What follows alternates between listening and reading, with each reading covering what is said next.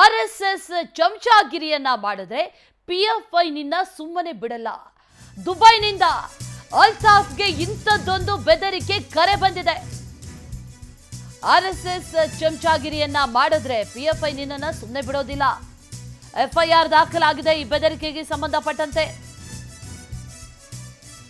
ಕಾಂಗ್ರೆಸ್ ಮುಖಂಡ ಅಲ್ಪಸಂಖ್ಯಾತ ನಿಗಮದ ಅಧ್ಯಕ್ಷ ಅಲ್ತಾಫ್ಗೆ ಈಗ ಬೆದರಿಕೆ ಕರೆ ಬಂದಿರೋದು. ಕೋರ್ಟ್ನಲ್ಲಿರುವಂತಹ ಕೇಸ್ಗೆ ಸಾಕ್ಷಿ ಹೇಳಬಾರದು ಅಂತ ಧಮಕಿಯನ್ನ ಹಾಕಿದ. ಜೆಜೆಆರ್ ನಗರ ಪೊಲೀಸ್ ಠಾಣೆಗೆ ಈಗ ಅಲ್ತಾಫ್ ಖಾನ್ ದೂರನ್ನ ಕೊಟ್ಟಿದ್ದಾರೆ.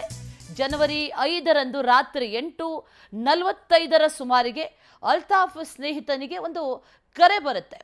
ಅಲ್ತಾಫ್ ಬಳಿ ಫೋನ್ ಕೊಡು ಅಂತ ಹೇಳ್ತಾರೆ. ಆ ನಂತರದಲ್ಲಿ ಆ ಫೋನ್ ಕರೆಯಲ್ಲಿ ಬೆದರಿಕೆಯನ್ನ ಹಾಕಿದ್ದಾರೆ, ಧಮಕಿಯನ್ನ ಹಾಕಿದ್ದಾರೆ. ಆರ್ಎಸ್ಎಸ್ ಚಮಚಾಗಿರಿಯನ್ನ ಮಾಡಿದ್ರೆ ಪಿಎಫ್ಐ ನಿನ್ನನ್ನ ಸುಮ್ಮನೆ ಬಿಡೋದಿಲ್ಲ, ಸುಮಾರು ಸಾರಿ ಬಚಾವಾಗಿದ್ಯಾ, ಇನ್ನು ಮುಂದೆ ಆ ರೀತಿ ಆಗೋದಿಲ್ಲ ಅನ್ನುವಂಥ ಬೆದರಿಕೆಯನ್ನ ಹಾಕಿದ್ದಾರೆ ಅನ್ನುವಂಥ ಮಾಹಿತಿ. ಇದಕ್ಕೆ ಸಂಬಂಧಪಟ್ಟಂತೆ ಈಗಾಗಲೇ ದೂರು ಕೂಡ ದಾಖಲಾಗಿದೆ.